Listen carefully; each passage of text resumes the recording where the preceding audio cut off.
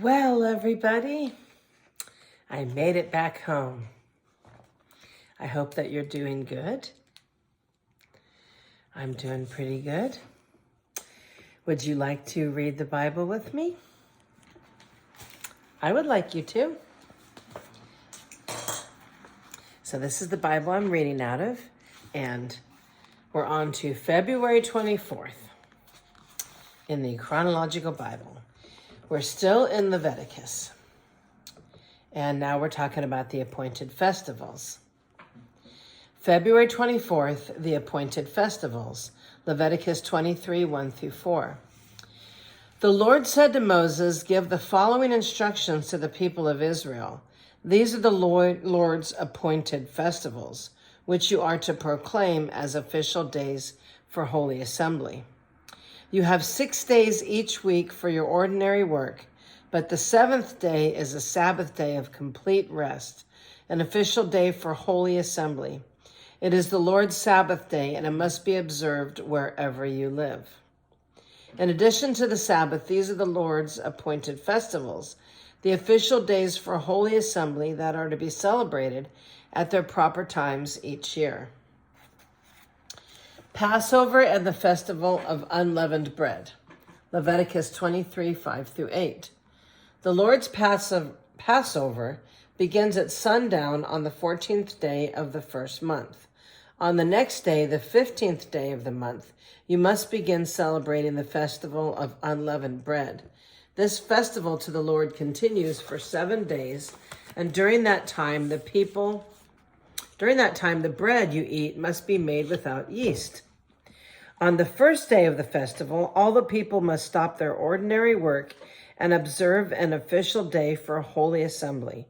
For 7 days, you must present special gifts to the Lord. On the seventh day, the people must again stop all their ordinary work to observe an official day for holy assembly. The festival of first fruits, Leviticus 23, 9-14. Then the Lord said to Moses, "Give the following instructions to the people of Israel. When you enter the land I'm giving you and you harvest its first crops, bring the priest a bundle of grain from the first cutting of your grain harvest. On the day after the Sabbath, the priest will lift it up before the Lord so it may be accepted on your behalf. On that same day, you must sacrifice a 1-year-old male lamb with no defects as a burnt offering to the Lord. With it, you must present a grain offering consisting of 4 quarts of choice flour, moistened with olive oil. It will be a special gift, a pleasing aroma to the Lord. You must also offer 1 quart of wine as a liquid offering. Do not eat any bread or roasted grain or fresh kernels on that day until you bring this offering to your God. This is a permanent law for you, and it must be observed from generation to generation wherever you live." The Festival of Harvest, Leviticus 23, 15-22. From the day after the Sabbath, the day you bring the bundle of grain to be lifted as a special offering, count off 7 full weeks. Keep counting until the day after the 7th Sabbath, 50 days later. Then present an offering of new grain to the Lord. From wherever you live, bring 2 loaves of bread to be lifted up before the Lord as a special offering. Make these loaves from 4 quarts of choice flour, then bake them with yeast. They will be an offering to the Lord from the first of your crops. Along with the bread, present 7 1-year-old male lambs with no defects, 1 young bull and 2 rams as burnt offerings to the Lord. These burnt offerings, together with the grain offerings and liquid offerings, will be a special gift, a pleasing aroma to the Lord. Then you must offer 1 male goat as a sin offering and 2 1-year-old male lambs as a peace offering. The priest will lift up the 2 lambs as a special offering to the Lord, together with the loaves representing the first of your crops. These offerings, which are holy to the Lord, belong to the priests. That same day will be proclaimed as an official day for holy assembly, a day on which you do no ordinary work. This is a permanent law for you, and it must be observed from generation to generation, wherever you live. When you harvest the crops of your land, do not harvest the grain along the edges of your fields, and do not pick up what the harvesters drop. Leave it for the poor and the foreigners living among you. I am the Lord your God. The Festival of Trumpets, Leviticus 23:23 through 25. The Lord said to Moses, give the following instructions to the people of Israel. On the first day of the appointed month in early autumn, you are to observe a day of complete rest. It will be an official day for Holy Assembly, a day commemorated with loud blasts of a trumpet. You must do no ordinary work on that day. Instead, you are to present special gifts to the Lord. The Day of Atonement, Leviticus 23:26 through 32. Then the Lord said to Moses, be careful to celebrate the Day of Atonement on the 10th day of that same month, 9 days after the Festival of Trumpets. You must observe it as an official day for Holy Assembly, a day to deny yourselves and present special gifts to the Lord. Do no work during that entire day, because it is the Day of Atonement, when offerings of purification are made for you, making you right with the Lord your God. All who do not deny themselves that day will be cut off from God's people, and I will destroy anyone among you who does any work on that day. Oh gosh. You must not do any work at all. This is a permanent law for you, and it must be observed from generation to generation, wherever you live. This will be a Sabbath day of complete rest for you, and on that day you must deny yourselves. This day of rest will begin at sundown on the 9th day of the month and extend until sundown on the 10th day. The Festival of Shelters, Leviticus 23:33 through 44. And the Lord said to Moses, give the following instructions to the people of Israel. Begin celebrating the Festival of Shelters on the 15th day of the appointed month, 5 days after the Day of Atonement. This festival to the Lord will last for 7 days. On the first day of the festival, you must proclaim an official day for Holy Assembly when you do no ordinary work. For 7 days, you must present special gifts to the Lord. The 8th day is another holy day on which you present your special gifts to the Lord. This will be a solemn occasion, and no ordinary work may be done that day. These are the Lord's appointed festivals. Celebrate them each year as official days for Holy Assembly by presenting special gifts to the Lord. Burnt offerings, grain offerings, sacrifices, and liquid offerings, each on its proper day. These festivals must be observed in addition to the Lord's regular Sabbath days, and the offerings are in addition to your personal gifts, the offerings you give to fulfill your vows, and the voluntary offerings you present to the Lord. Remember that the 7th day festival to the Lord, the Festival of Shelters, begins on the 15th day of the appointed month, after you have harvested all the produce of the land. The first day and the 8th day of the festival will be days of complete rest.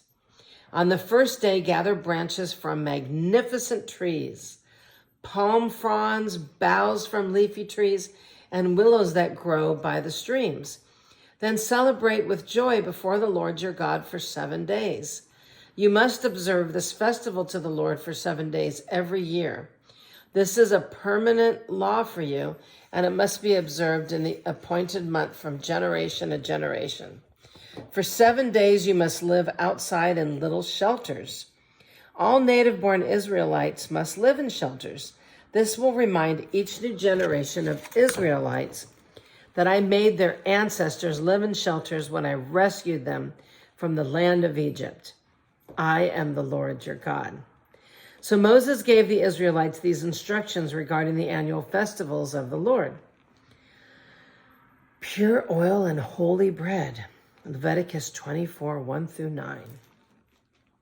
The Lord said to Moses, command the people of Israel to bring you pure olive oil. Let me say that again. Command the people of Israel to bring you pure oil of pressed olives for the light, to keep the lamps burning continuously. This is the lampstand that stands in the tabernacle in front of the inner curtain that shields the Ark of the Covenant. Aaron must keep the lamps burning in the Lord's presence all night. This is a permanent law for you, and it must be observed from generation to generation. Aaron and the priest must tend the lamps on the pure gold lampstand continually in the Lord's presence. You must bake 12 flat loaves of bread from choice flour, using 4 quarts of flour for each loaf. Place the bread before the Lord on the pure gold table and arrange the loaves in 2 stacks, with 6 loaves in each stack. Put some pure frankincense near each stack to serve as a representative offering, a special gift presented to the Lord. Have you ever used frankincense oil? I have. It's what I put in my lotion. I have some unscented lotion that I use for sensitive skin, and it's got pure ingredients in it. Manuka honey and all kinds of just pure ingredients, pure moisturizers. And I put frankincense. It's supposed to be really good for your skin. Frankincense oil.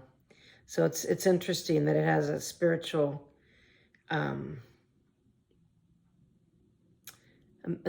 meaning there. Every Sabbath day, this bread must be laid out before the Lord as a gift from the Israelites. It's an ongoing expression of eternal covenant. The loaves of bread will belong to Aaron and his descendants, who must eat them in a sacred place, for they are most holy. It is the permanent right of the priest to claim this portion of the special gifts presented to the Lord. An example of just punishment, Leviticus 24:10-23. One day a man who had an Israelite mother and an Egyptian father came out of his tent and got into a fight with one of the Israelite men. During the fight, the son of an Israelite woman blasphemed the name of the Lord with a curse. So the man was brought to Moses for judgment. His mother was Shelomith, the daughter of Dibri from the tribe of Dan. They kept the man in custody until the Lord's will in the matter should become clear to them. Then the Lord said to Moses, "Take the blasphemer outside the camp and tell all those who heard the curse to lay their hands on his head. Then let the entire community stone him to death. Say to the people of Israel, those who curse their God will be punished for their sin. Anyone who blasphemes the name of the Lord must be stoned to death by the whole community of Israel. Any native-born Israelite or foreigner among you who blasphemes the name of the Lord must be put to death. Anyone who takes another person's life must be put to death. Anyone who kills another person's animal must pay for it in full, a live animal for the animal that was killed. Anyone who injures another person must be dealt with according to the injury inflicted. A fracture for a fracture, an eye for an eye, a tooth for a tooth.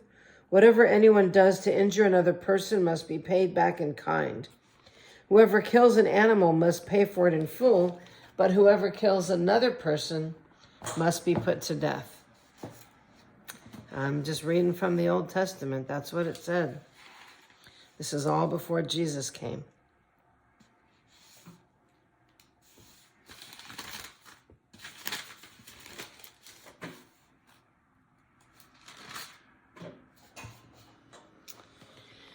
The same standard applies both to native-born Israelites and to the foreigners living among you.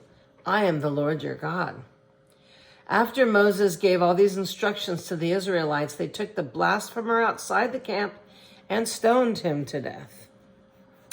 And that's not what you guys think it means. It means throwing stones at him until he dies. That's what being stoned to death means. The Israelites did just as the Lord had commanded Moses. Well, moving on to Leviticus 25:1-7, the Sabbath year. While Moses was on Mount Sinai, the Lord said to him, "Give the following instructions to the people of Israel. When you have entered the land I'm giving you, the land itself must observe a Sabbath rest before the Lord every 7 years. For 6 years you may plant your fields and prune your vineyards and harvest your crops, but during the 7th year, the land must have a Sabbath year of complete rest. It is the Lord's Sabbath. Do not plant your fields or prune your vineyards during that year, and don't store away the crops that grow on their own or gather the grapes from your unpruned vines. The land must have a year of complete rest, but you may eat whatever the land produces on its own during the Sabbath. This applies to you, your male and female servants, your hired workers, and the temporary residents who live with you. Your livestock and the wild animals in your land will also be allowed to eat what the land produces.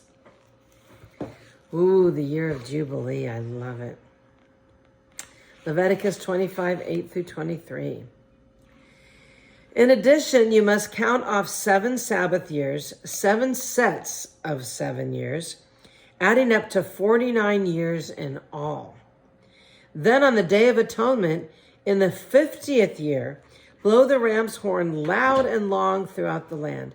Set this year apart as holy, a time to proclaim freedom throughout the land for all who live there.